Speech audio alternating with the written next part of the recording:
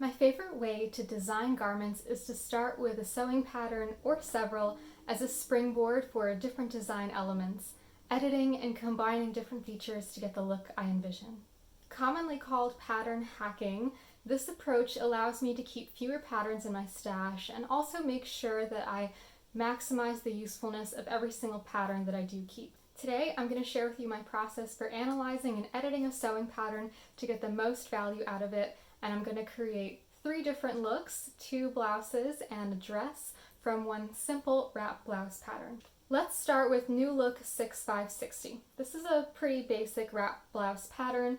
It comes with 3 variations, one for a grown-on sleeve and one for a set-in sleeve with either a long bishop sleeve or a short flutter sleeve option. It also includes the option of a neckline ruffle.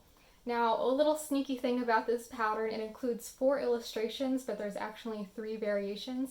For some reason, they have UC on here twice, even though they're the exact same line drawing with no difference whatsoever. I'm going to show you how I took elements of each of these different designs to create vastly different garments. First off, I like to look at the pattern pieces and directions and make a list of all the different design features included in the pattern. This makes a kind of menu of features for me and makes it easier for me to pick and choose what features I want to include or what features I want to tweak and kind of use as a springboard for other ideas. Remember, the patterns are just a starting point, not the destination.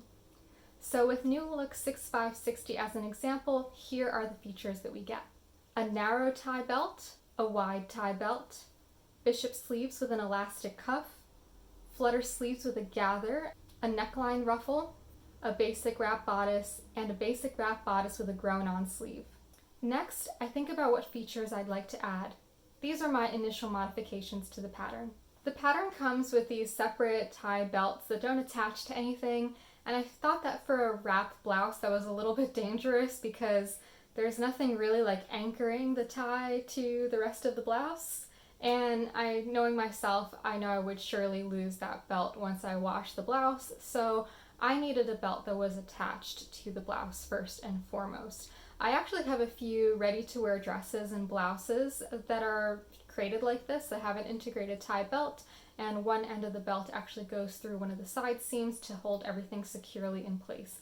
The necklines for these 3 variations are finished with a wide facing. Facings are fine, but I especially hate manipulating these like wide circular facings along the back neckline of a blouse or dress. It's just so unnecessarily complicated, and you know what? Ready-to-wear garments don't often use facings like that. So once again, I was pulling inspiration from pieces that I already had to kind of guide me, and all of my existing examples use like a bias facing strip to finish off the neckline, so I was going to do that as well.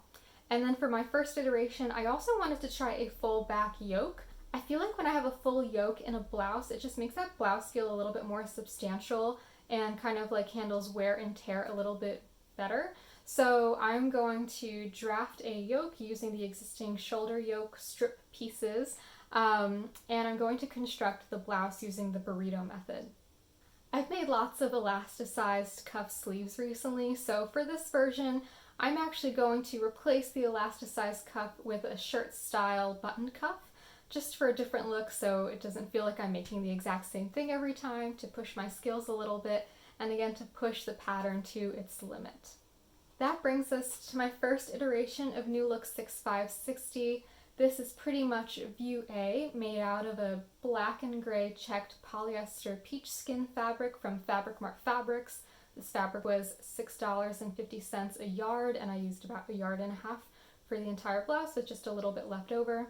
It is in a size 8 with no fit modifications. I usually consider my first iteration of a garment to be like the wearable mock-up, so I want to see how it fits me out of the gate. I used Simplicity 7973 for the pattern pieces for the integrated belt. I finished the inner side seams with serging, and then the rest of the seams in the garment are French seams for a really nice finish. For the sleeves, I drafted a narrow cuff. I finished off the cuff with some tiny black snaps. There's no rule that says you have to close your cuffs with buttons, so why would I?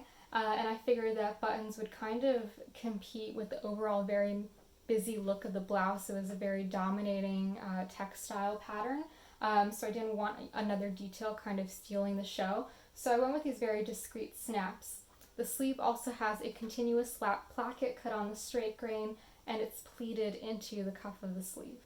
That was a pretty simple deviation from the original pattern with just a few modifications to some finishing details pretty much. So let's take it up a notch with view C, the version with the grown-on sleeves or drop shoulder, whatever that feature is called.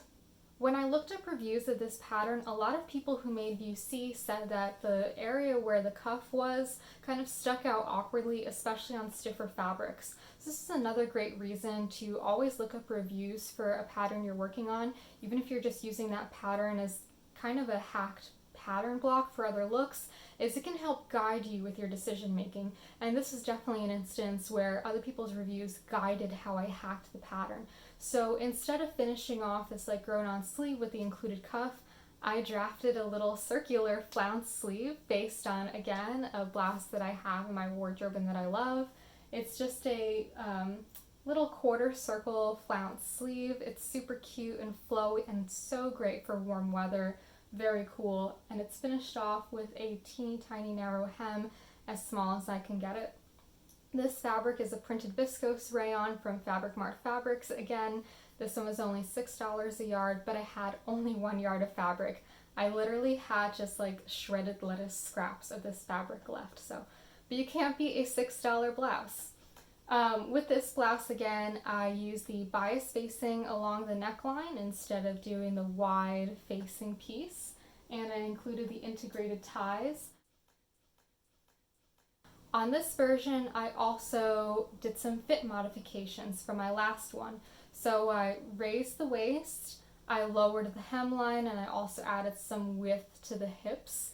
Because I was able to go beyond my first make of the pattern, I got a really well-fitting variation, kind of different from the pattern envelope. I now have like the full utility out of the pattern envelope with like a blouse that will definitely stay on my body without any pieces that stick out weirdly, without any facings that flop around, and with some lovely cool covered up sleeves for the warmer weather. Now that I had a really well-fitting wrap blouse bodice block, I was able to turn that into a well-fitting wrap dress.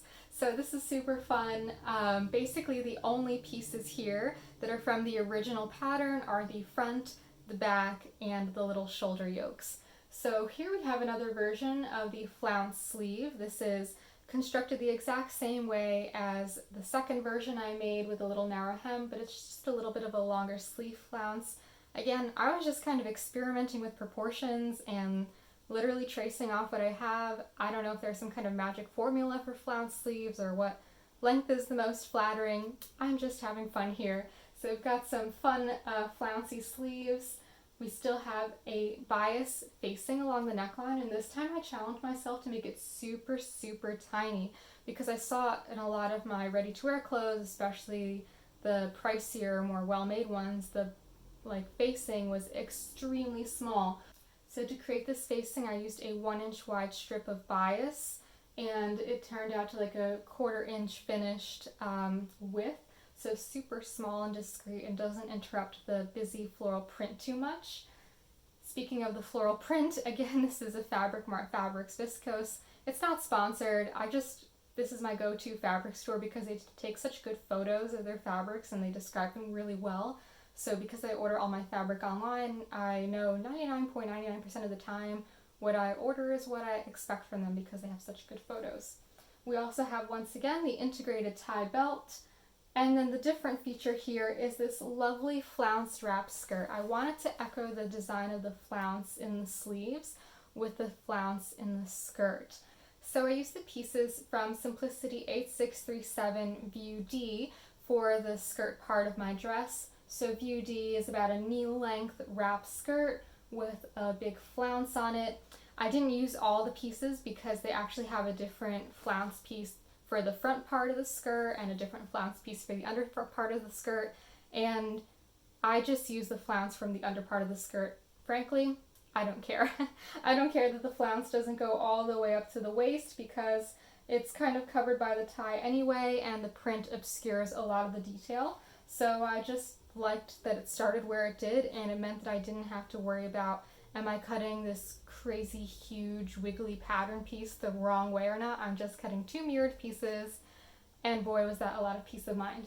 And then what I did for the bodice, so the interesting piece of this was that the skirt was quite fitted, because the bodice of Simplicity 8637 is fitted with darts in the front and back, but my wrap blouse wasn't fitted at all. It only had two darts along the back and everything else was kind of adjusted to fit.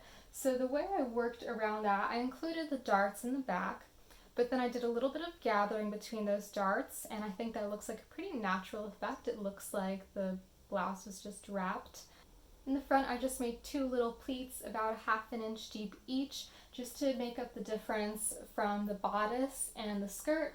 And these kind of just direct the fullness in the right direction. They're not gathering because that would make it kind of lumpy. I tried gathers first and it would just look like saggy mono boob. It was not good, so instead I went for these pleats here. I could have done a dart as well, but I figured in this super flowy fabric and just in keeping with the overall look of this dress, which is very flowy and lightweight and cutesy, I didn't want to make it super stiff with darts. So that was a pretty interesting journey, starting with a blouse and ending up all the way with a dress. Like I said at the start of this video, this was just one example of how I hack a pattern to get the most different looks out of it. I really enjoy the creative challenge of breaking down every single individual bit and piece of a pattern, combining them to get the right look, combining pieces from different patterns to get the right look, and thus keeping my stash quite lean to just the features and elements that I would see myself incorporating into a look. Let me know in the comments below if you've ever hacked a pattern or what your favorite pattern hack is. I'd also love to know which is your favorite of the 3 garments that I showed here today. As always, thank you so much for watching. I really appreciate you being here and supporting my channel, and I can't wait to see you in my next video.